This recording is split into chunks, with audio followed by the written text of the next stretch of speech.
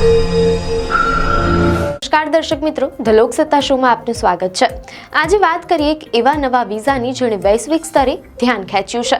America દ્વારા H-1B વિઝાની fee વધારીને $1 લાખ એટલે કે લગભગ 88 લાખ રૂપિયા કરવામાં આવતા ચીનનો કે વિઝા ફરીથી ચર્ચામાં આવ્યો છે। અમેરિકાનો H-1B વિઝા 1990માં શરૂ થયો હતો અને તે ખાસ કરીને સાયન્સ, એન્જિનિયરિંગ, ટેકનોલોજી અને ગણિત જેવા ક્ષેત્રોના કુશળ કર્મચારીઓને આપવામાં આવે છે। અત્યાર સુધી સૌથી વધુ H-1B વિઝા ભારતીયોને મળ્યા છે અને તે પછી ચીનના નાગરિકોને। આ સંજોગોમાં ચીને પણ ઓગસ્ટ 2025માં સાયન્સ અને ટેકનોલોજીના શ્રેષ્ઠ પ્રતિભાઓને પોતાના દેશમાં આકર્ષવા માટે કે વિઝા શરૂ કરવાની જાહેરાત કરી છે। મીડિયા હવાલા અનુસાર ચીનના વિદેશ મંત્રાલયે અમેરિકાની નવી વિઝા પોલિસી પર કોઈ ટિપ્પણી કરવાનો ઇનકાર કર્યો છે, પરંતુ એટલું જરૂર કહ્યું છે કે ચીન દુનિયાભરની શ્રેષ્ઠ પ્રતિભાઓનું સ્વાગત કરે છે। કે વિઝા શરૂ કરવાનો મુખ્ય ઉદ્દેશ્ય સાયન્સ અને ટેકનોલોજીના પ્રતિભાશાળી પ્રોફેશનલ્સને ચીનમાં કામ કરવા માટે આમંત્રિત કરવાનો છે। ચીનના વડાપ્રધાન લી કચિયાંગે આ યોજના પર હસ્તાક્ષર પણ કરી દીધા છે। મીડિયા હવાલા અનુસાર ચીનના હાલના 12 પ્રકારના વિઝાથી અલગ કે વિઝા પર આવતા લોકોને દેશમાં પ્રવેશ, વિઝાની સમય મર્યાદા અને રહેઠાણના સમયગાળામાં વધુ સુવિધા મળશે। જે લોકો કે વિઝા પર ચીન આવશે તેઓ શિક્ષણ, સંસ્કૃતિ, વિજ્ઞાન અને ટેકનોલોજીના ક્ષેત્રમાં કામ કરી શકશે। આ ઉપરાંત તેઓ અહીં ઉદ્યોગ અને બિઝનેસ પણ શરૂ કરી શકશે।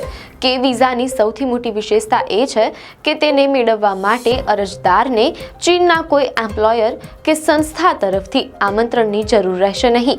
આ વિઝા આપવાની પ્રક્રિયા પણ સરળ બનાવવામાં આવી છે। એવું કહેવામાં આવી રહ્યું છે કે કે વિઝા નવા ગ્રેજ્યુએટ્સ, સ્વતંત્ર સંશોધકો અને ઉદ્યોગ સાહસિકો માટે વધુ અનુકૂળ છે। મીડિયા હવાલા અનુસાર આ વિઝા માટે એ જરૂરી નથી કે તેમની પાસે ચીનમાં નોકરીની ઓફર હોય, તેઓ અહીં આવીને પણ નોકરી શોધી શકે છે। આ પગલાંથી ચીન વૈશ્વિક પ્રતિભાઓને પોતાના તરફ આકર્ષવા માટે મોટી પહેલ કરી રહ્યું છે। આ વિઝા ખાસ કરીને એવા વિદેશી યુવાનો માટે છે જેમણે સાયન્સ, ટેકનોલોજી, એન્જિનિયરિંગ અથવા ગણિતના ક્ષેત્રમાં ચીન કે વિદેશની કોઈ પ્રતિષ્ઠિત યુનિવર્સિટી અથવા સંશોધન સંસ્થામાંથી ઉચ્ચ ડિગ્રી મેળવી છે। આ ઉપરાંત માન્યતા પ્રાપ્ત સંસ્થાઓમાં ભણાવતા અથવા સંશોધન કરતા પ્રોફેશનલ્સ પણ અરજી કરી શકે છે। અરજદારો માટે જરૂરી છે કે તેઓ ઉંમર, શિક્ષણ અને અનુભવની શરતો પૂરી કરે અને તેના માટે જરૂરી દસ્તાવેજો રજૂ કરે। હાલમાં અમેરિકી સરકાર દ્વારા H-1B વિઝાની ફી વધારવાથી સૌથી વધુ અસર ભારતીયોને થઈ છે, કારણ કે આ વિઝા સૌથી વધુ ભારતીય એન્જિનિયરો અને ટેક પ્રોફેશનલ્સને જારી થાય છે।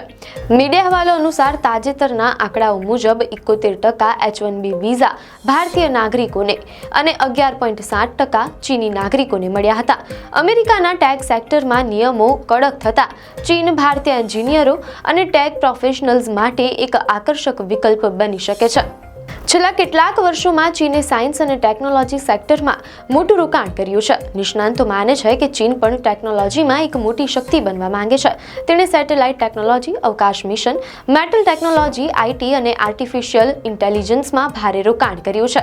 આનાથી ભારતીય એન્જિનિયરોને ફાયદો થઈ શકે છે, સાથે જ ચીનને ભારતીય પ્રતિભાઓનો લાભ પણ મળશે। ભારત અને ચીનના સુધરતા સંબંધોના કારણે ભારતીયો માટે ચીન જવું સરળ બની શકે છે, જે ભારતીય પ્રોફેશનલ્સને લાભ પહોંચાડી શકે છે। મીડિયા હવાલા અનુસાર ચીનના નેશનલ ઇમિગ્રેશન એડમિનિસ્ટ્રેશનના આંકડા દર્શાવે છે કે 2025 સુધીમાં ચીનથી આવન જાવન કરનારા મુસાફરોની સંખ્યા 3.8 કરોડથી વધુ થઈ ગઈ છે, જે ગયા વર્ષની સરખામણીમાં 30.2% વધારે છે। આમાંથી 1.3 કરોડ મુસાફરી વિઝા ફ્રી હતી, જે ગયા વર્ષની સરખામણીમાં 53.9% વધુ છે। આ આંકડા ચીનમાં વિદેશીઓની વધતી રુચિ દર્શાવે છે। મીડિયા હવાલોમાં જાણવા મળેલ છે કે દિલ્હીની જવાહરલાલ નહેરુ યુનિવર્સિટીના ચાઇના અને દક્ષિણ પૂર્વ એશિયાઈ અધ્યયન કેન્દ્રના એસોસિએટ પ્રોફેસર અરવિંદ યેલેરીએ આ અંગે મહત્વપૂર્ણ વિશ્લેષણ રજૂ કર્યું છે।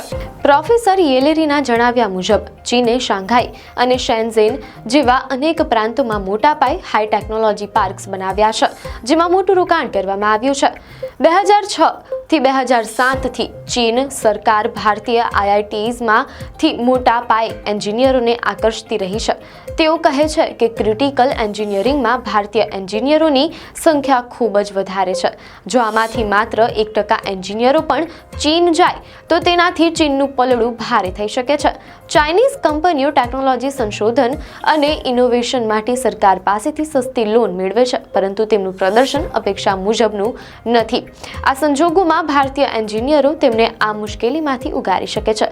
પ્રોફેસર યેલેરી કહે છે કે માત્ર ચીન જ નહીં, તાઇવાને પણ ટેક પ્રોફેશનલ્સ માટે પોતાના દરવાજા ખોલ્યા છે. તેથી જે લોકોને અમેરિકાનો H-1B વિઝા નહીં મળે તેઓ તાઇવાન તરફ વળી શકે છે.